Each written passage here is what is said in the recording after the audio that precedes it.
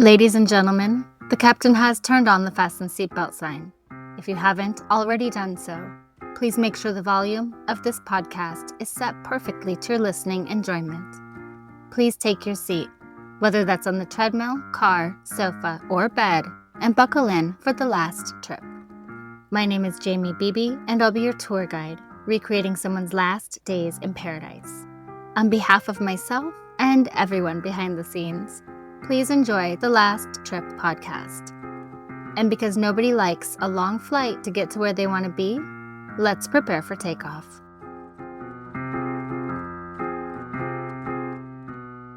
It started as a romantic getaway. A nurse from Massachusetts joins her husband on a business trip to Philadelphia. He attends a conference. She spends the day exploring the city. They make dinner plans. She smiles, tells him she'll see him later. And then she vanishes. No signs of struggle, no witnesses. Her purse, her clothes, her ID, all left behind. As if she stepped out for a moment and dissolved into thin air. For months, there were no answers, just questions. Why would a woman with no history of mental illness, no signs of distress, and no reason to run simply disappear? And then, 5 months later, a grisly discovery. 600 miles away in the Blue Ridge Mountains of North Carolina. She had been stabbed, her bones scattered. The clothing she was wearing didn't belong to her, and no one could explain how she got there or why. What happened to Judy Smith in those missing months? Was she running from something or to someone? Or was she led deep into the mountains by a stranger she thought she could trust? This is the chilling mystery of Judy Smith.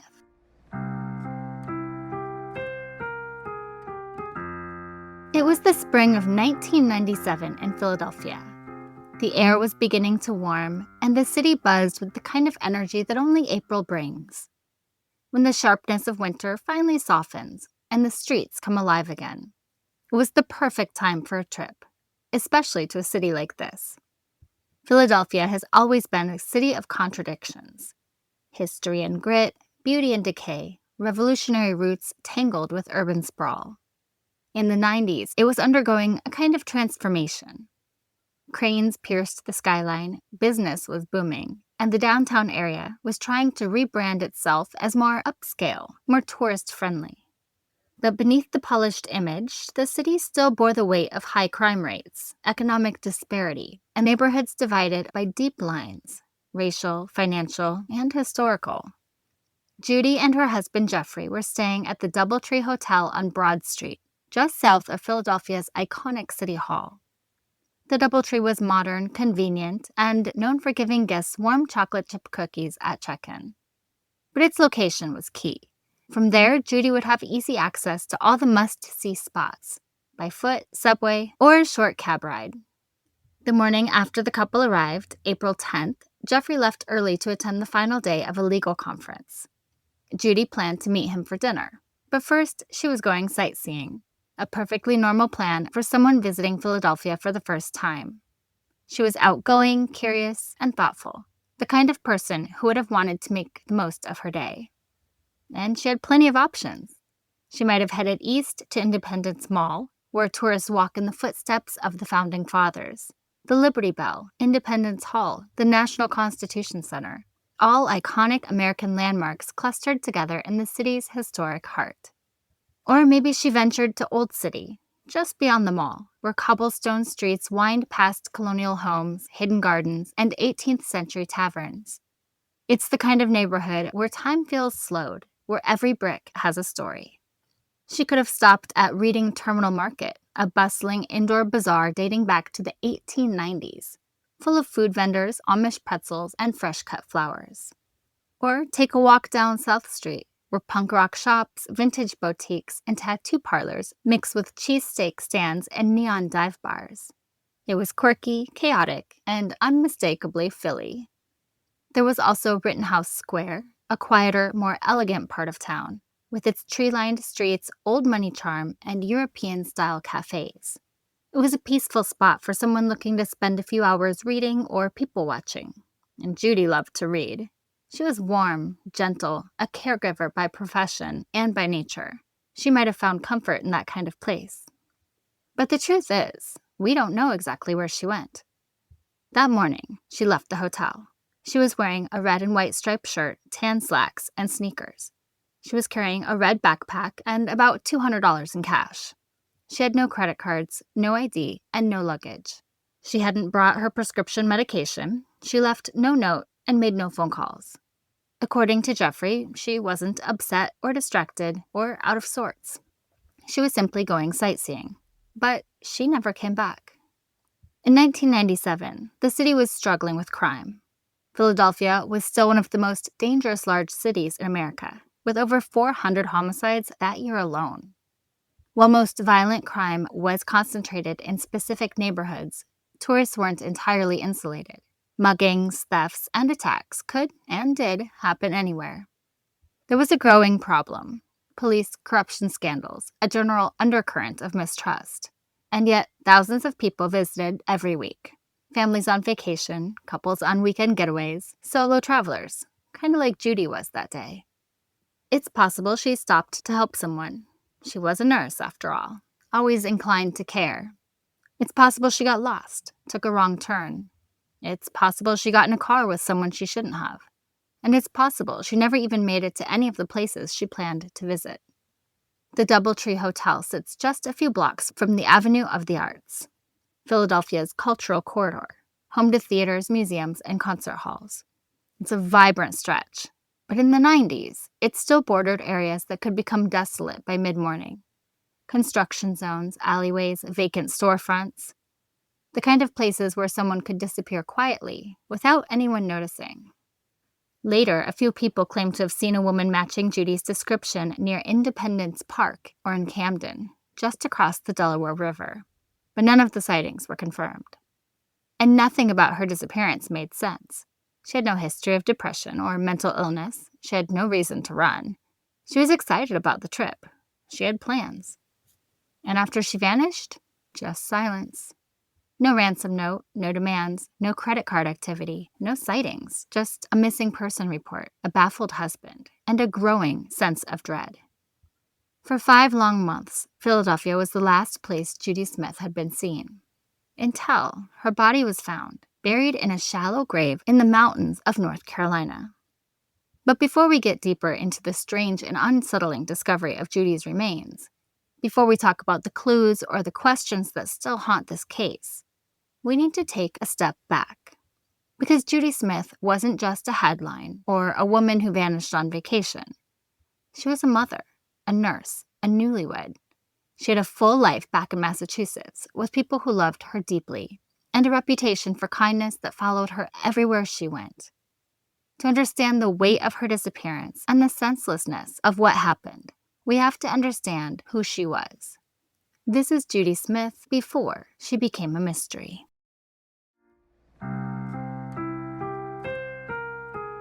Before her disappearance, Judy Smith was far more than a tourist or missing person. She was a woman who embodied resilience, compassion, and quiet determination. Born Judith Lois Eldridge on December 15, 1946, in Hyannis, Massachusetts, Judy was raised in a working-class family on Cape Cod. From an early age, she stood out for her kindness and the strength she demonstrated even before adulthood.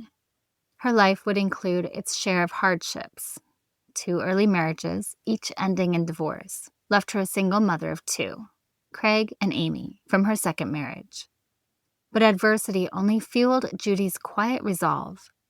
Juggling motherhood and financial strain, she put herself through college and became a home care nurse in Newton, Massachusetts, a profession her friends said suited her perfectly.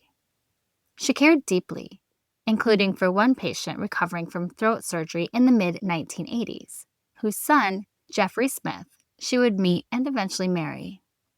Their story was tender. Judy's empathy drew Jeffrey in, and by September 1996, after a decade together, they wed. Judy, then 49, was navigating what some might call midlife reinvention. She was joyful, affectionate, and embracing new dreams with the lawyer she loved.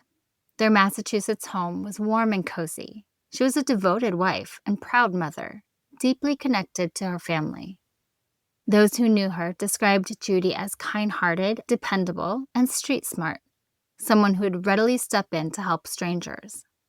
She once used a curtain rod to improvise an IV stand for a patient, a testament to her compassion and ingenuity. A physical just 2 weeks before her disappearance confirmed she was in good health, both mentally and physically. Her personality was vibrant and colorful. At 50, she was launching into new horizons, traveling, nurturing friendships, and relishing life's simple pleasures.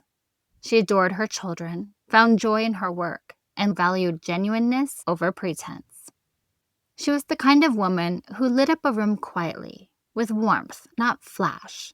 The kind of person who never missed a birthday, never turned away someone in need. And she was finally entering a new, joyful chapter in life. Married, traveling, making plans for the future. But in April of 1997, all of that was stolen. Judy joined Jeffrey for his first major work trip since their honeymoon. They flew to Philadelphia for a conference, Jeffrey to moderate a panel, Judy to accompany him to explore and to reconnect. It was her first visit to a city steeped in history, booming with renewal, and brimming with meaning. But this trip would become a twisted, cross-state mystery that still baffles investigators and haunts her family. In the wake of her disappearance, those who knew Judy were unanimous. She would have never walked away from her family. She was not prone to dramatics or glum introspection. She was too loving, too grounded. She would have called her children. She would have told Jeffrey if she changed her mind.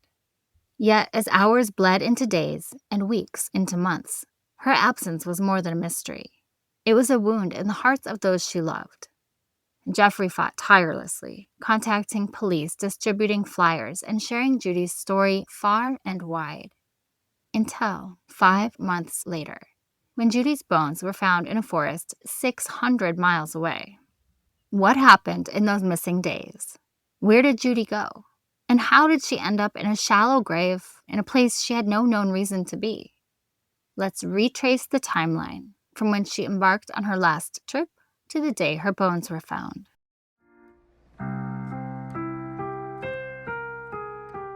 It began like any ordinary trip. April 9th, 1997. Judy Smith and her husband Jeffrey left Massachusetts, heading for a short getaway to Philadelphia. Jeffrey, an attorney, was scheduled to be at a legal conference downtown. Judy planned to spend the trip sightseeing and relaxing. But the journey started with a hiccup. Judy had forgotten her driver's license. It was an easy mistake, but one that cost her her seat on the flight. Jeffrey flew ahead, and Judy caught the next plane down later that day. She arrived in Philadelphia that evening, apologizing for the mix-up with her usual warmth and a bouquet of flowers. They checked into the DoubleTree Hotel on Broad Street, nestled in the heart of downtown. It was the kind of place where couples stay for quick getaways and access to the city's best attractions. The next morning, April 10th, Jeffrey left early for the conference. Judy left the hotel wearing tan slacks, a red and white striped shirt, and sneakers. She carried a red backpack and had about $200 in cash with her. She set out alone, ready to spend her day exploring. They made plans to meet again at 6 p.m. for a cocktail reception tied to the conference. When Jeffrey got back to the hotel around 5:30 that evening, there was no sign of Judy. He checked the party thinking she went early, checked the lobby, the room, nothing. He even hired a cab to follow the flash tourist bus route, hoping maybe she'd gotten turned around somewhere along the way. By midnight, he reported her missing. Now, in the hours that followed, Judy's disappearance became more than just a simple case of a lost tourist. She hadn't brought her ID, her credit cards, or her medication. Her suitcase was still in the hotel room. There were no signs of foul play, but also no signs of Judy. There were a few witnesses that believed they saw her.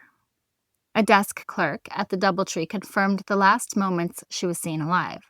Judy, arriving with flowers in hand, her vibrant red backpack snug over her shoulders. Around 3 p.m. on April 10th, an observer spotted a woman matching her description at Broad and Locust, looking disoriented. Other reports placed a similar figure at Penn's Landing near the Flash tourist route, and even entering the Greyhound terminal in Chinatown, perhaps to use the facilities before grabbing a bite. Later, a cleaner sighting emerged at Deptford Mall in New Jersey. A woman with Judy's iconic red backpack shopped for dresses.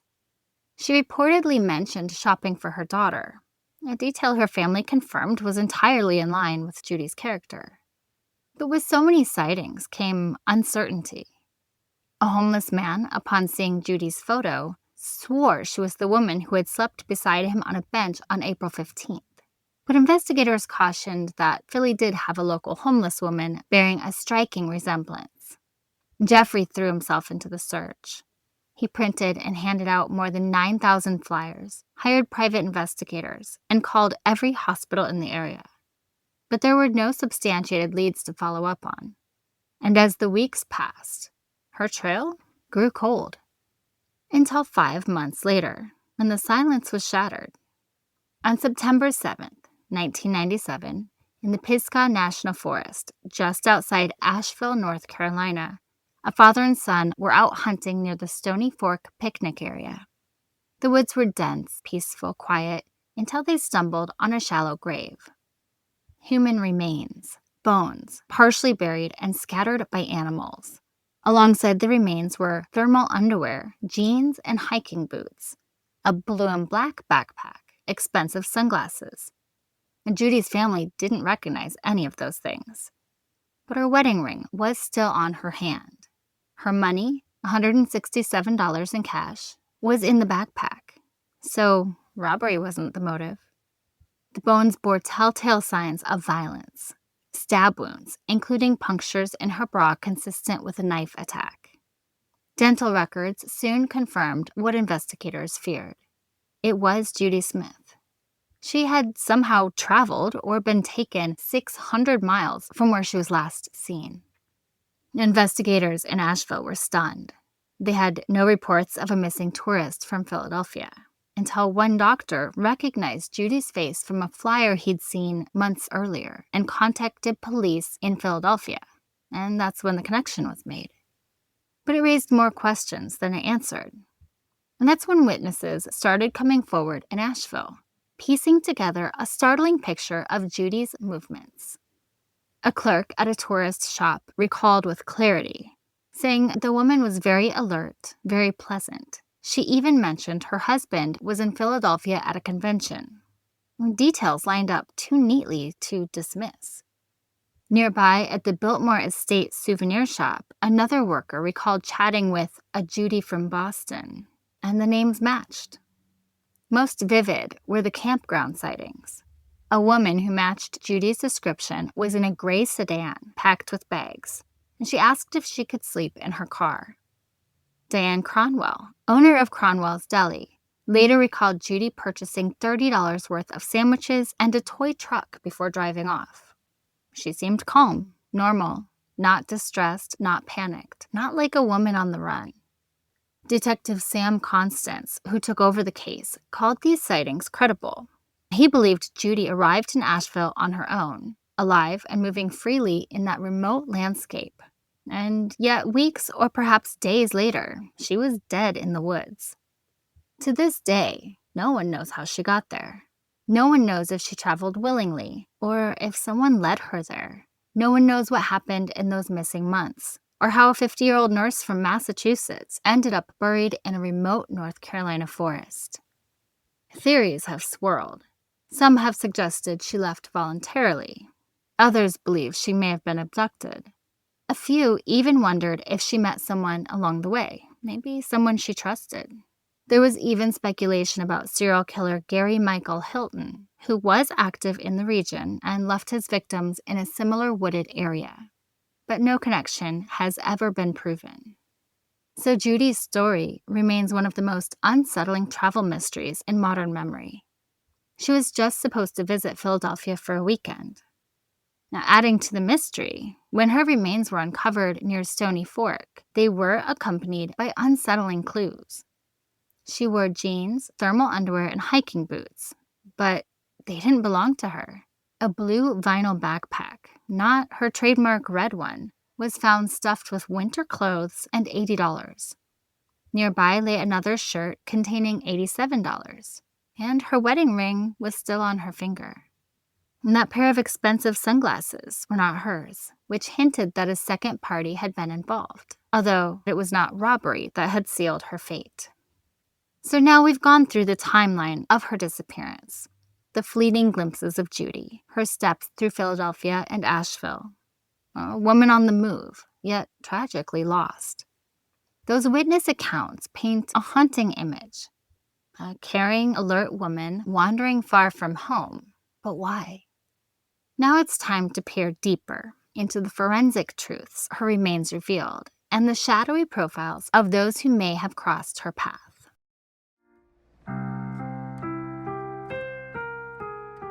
Nestled beneath the forest canopy near Stony Fork, Judy's remains lay scattered across the dirt and underbrush. Bones strewn over 300 feet of woodland floor told a grim tale, one not of natural passage, but of violence and intent. At the center of the scatter lay a shallow grave. Inside, Judy's skeletal frame and evidence of brutal trauma. The puncture wounds in her bra and corresponding cuts on her rib bones left no doubt. She had been stabbed to death. None of the clothing she was wearing matched her own. All her money and valuables were left untouched.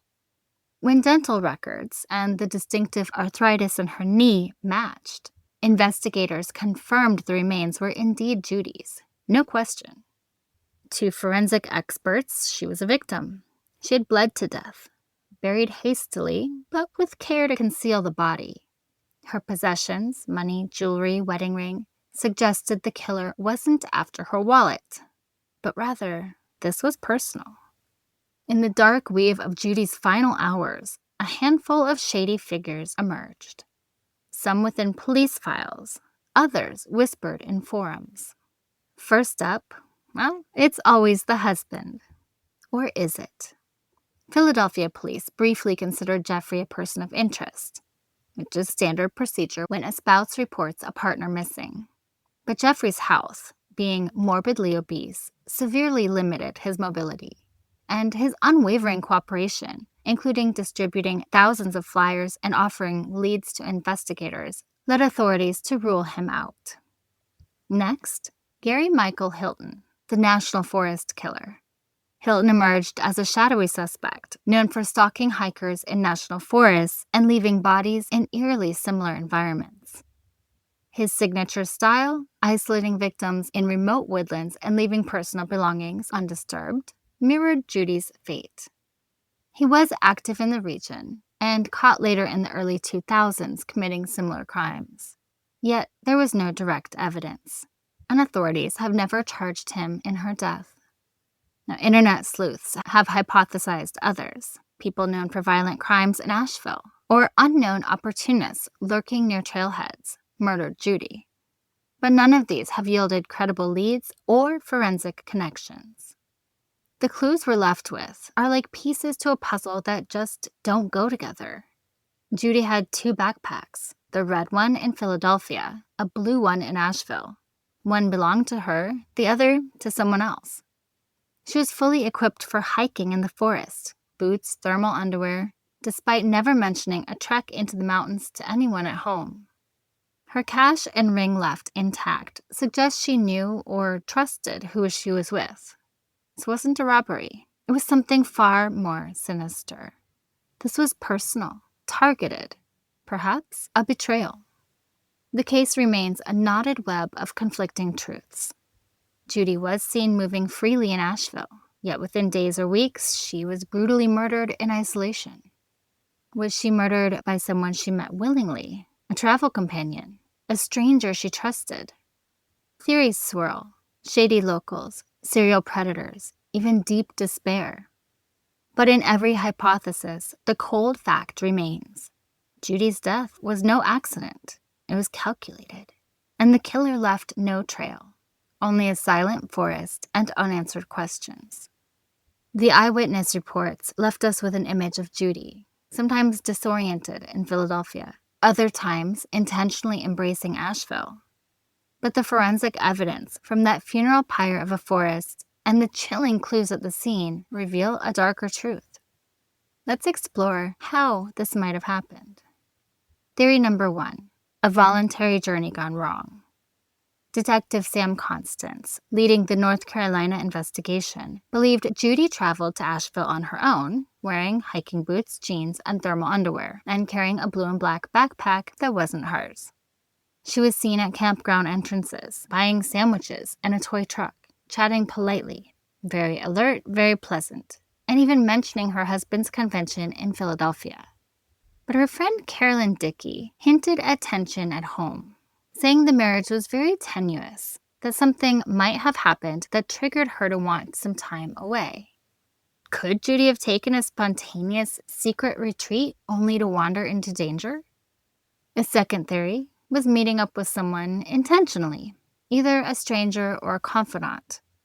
The blue backpack left at the burial site and the pair of expensive sunglasses not belonging to Judy suggest someone else was with her. Whether they were a friend, travel companion, or a stranger she met, their presence is a silent clue. This wasn't some kind of a roadside random death. Was Judy possibly involved in an affair? Could she have met someone before or during the trip and secretly arranged to slip away for a romantic escape in the mountains? Maybe what began as a hidden rendezvous turned dark, ending in betrayal and murder. It's a theory some have floated. After all, she was found in a remote forest, far from where she was expected to be, wearing unfamiliar clothes and items not belonging to her. Could that backpack have belonged to someone she trusted, someone she knew? Well, it's possible. But here's the thing. Judy was already on a romantic getaway, a newlywed, traveling with her husband. By all accounts, she was happy, grounded, and focused on her family. Would she really abandon her marriage and vanish mid-trip to meet up with a lover? It doesn't quite add up. But then again, nothing about this case does. No theory fits perfectly. The timeline is fractured. The evidence is cryptic. And the silence surrounding her final moments leaves just enough space for even the most unlikely possibilities to feel possible. Some theories point to a sinister chance encounter, the option of a violent local or serial killer, like I mentioned earlier. Maybe she met someone while out there in the woods, and this person offered to show her a spectacular view, but had darker ideas. Or she just stumbled upon someone who then attacked her. Investigators ruled that Judy had to be alive when she arrived in Asheville. Moving her body post-mortem would have been too difficult. So whatever happened, it happened in the forest itself, by someone with access to that terrain. Could Judy have had a sudden emotional crisis? Some have entertained theories around dissociative amnesia, that she left Philadelphia disoriented and wandered without memory of who she was.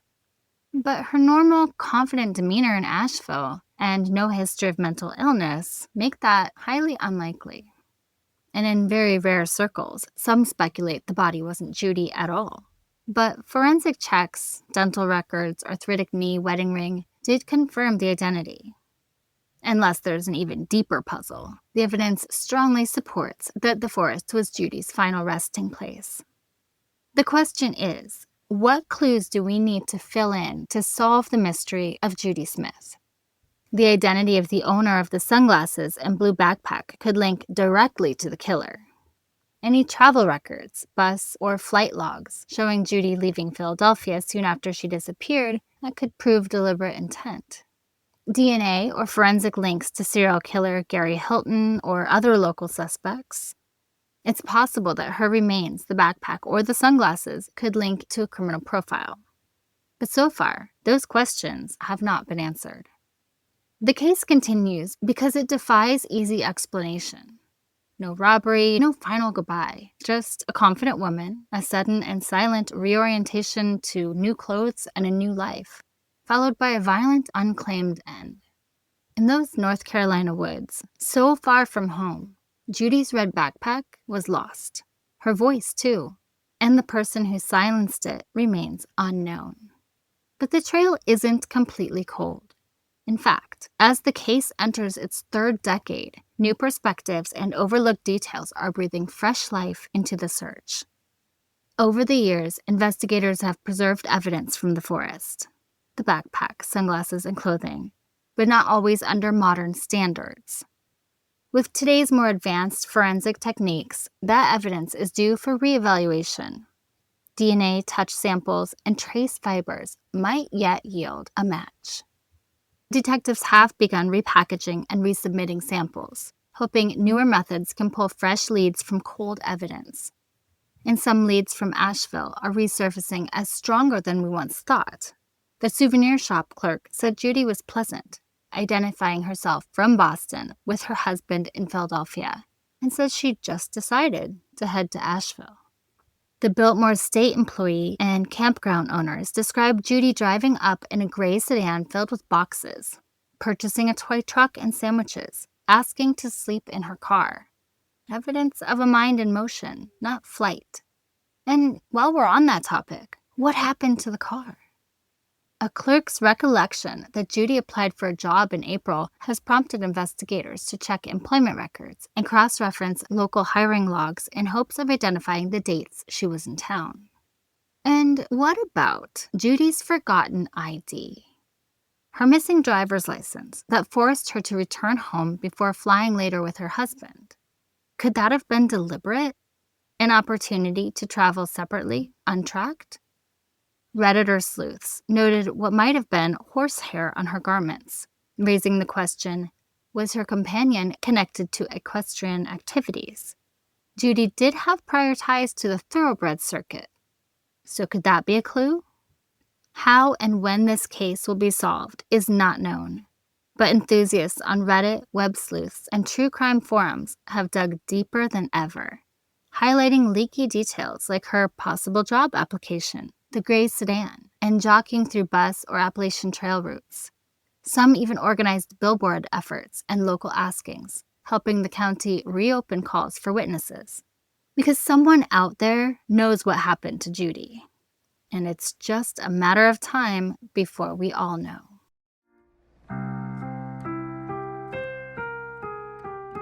Judy Smith wasn't doing anything people don't do every time they travel.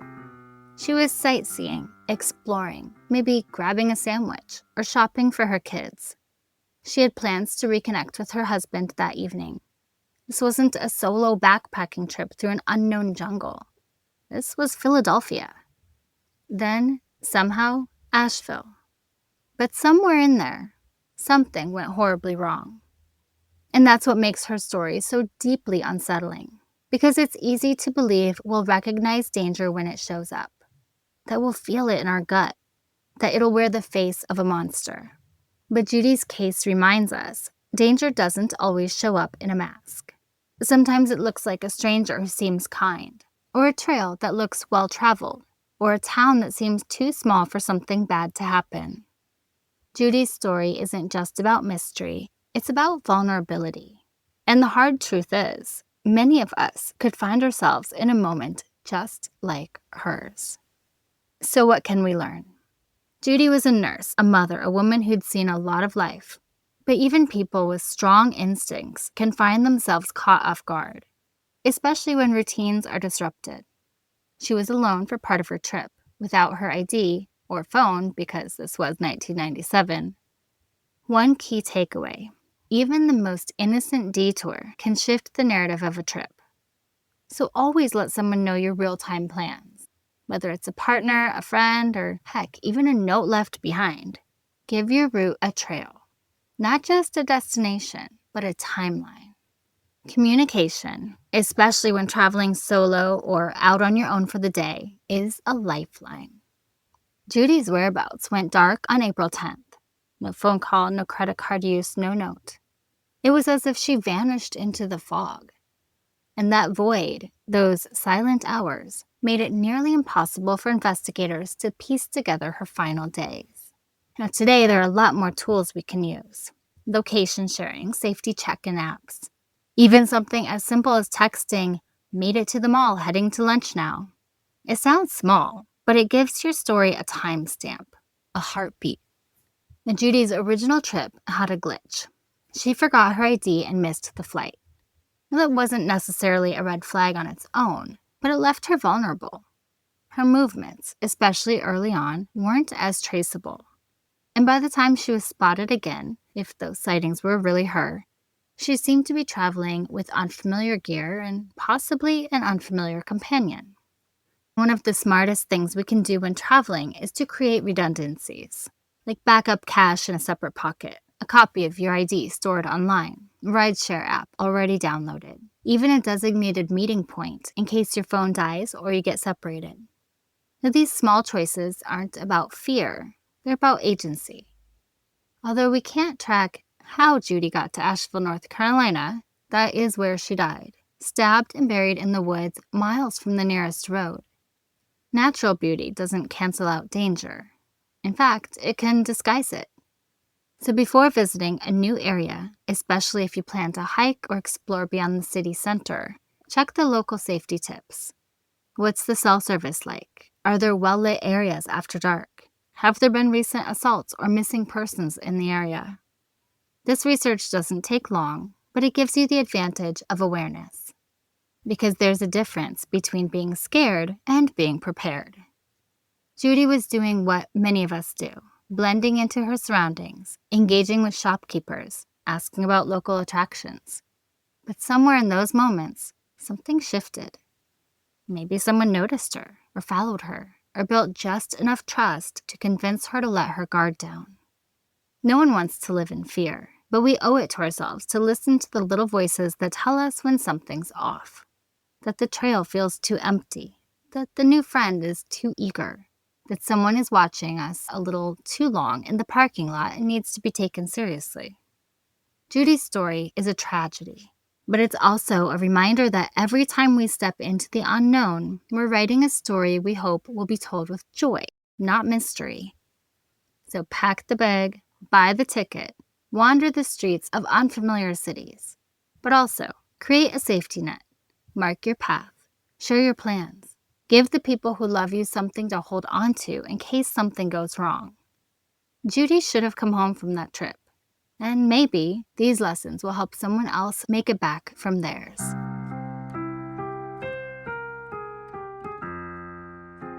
So here we stand, at the end of this heartbreaking journey. A woman full of warmth, kindness, and quiet strength, Judy Smith. A devoted mother, a compassionate nurse, and a newlywed with so many future plans.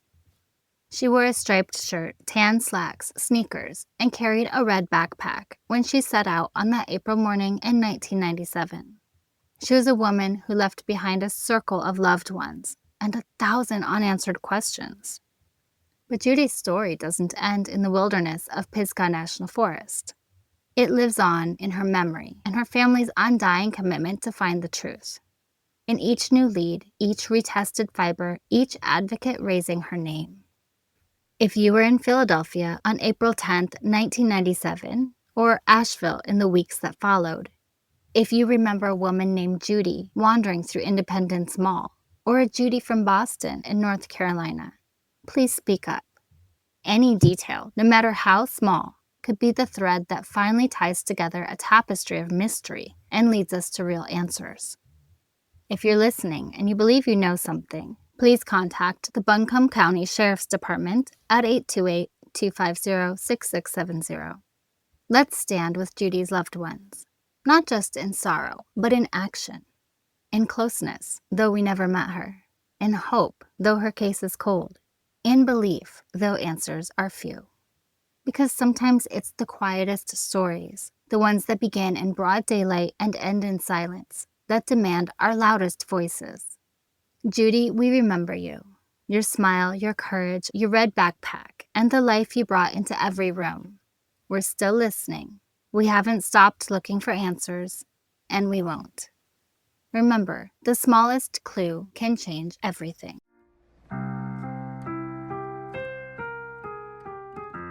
And finally, remember to leave a review and rate this podcast 5 stars if you like the show, or hell, even if you don't. But either way, feel free to let me know what you think. Please follow The Last Trip on Instagram at The Last Trip Crime Pod, and subscribe on Patreon to support the show. You'll get extra research, videos, photos, and updates, and even learn more about my personal travels. That's patreon.com/thelasttrippodcast. I'm Jamie Beebe, bringing you your last trip and signing off until the next one. Thanks for listening.